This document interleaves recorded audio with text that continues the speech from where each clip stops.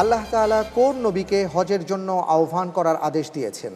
ক আদম আলাইহিস সালাম, খ ইব্রাহিম আলাইহিস সালাম, গ ইসমাইল আলাইহিস সালাম, ঘ মুহাম্মদ সাল্লাল্লাহু আলাইহি ওয়াসাল্লাম।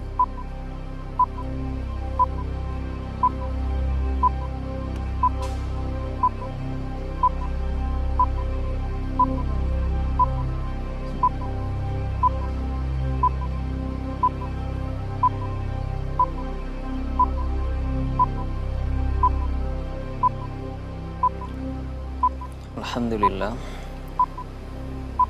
প্রশ্নটির উত্তর হচ্ছে আল্লাহ তাআলা যে নবীকে হজ্জের আহ্বান করার জন্য আদেশ করেছেন তিনি হচ্ছেন খ ইব্রাহিম আলাইহিস সালাম। লক করে দেব? জি। ফ্রিজ করে দেয়া হোক খ ইব্রাহিম আলাইহিস সালাম।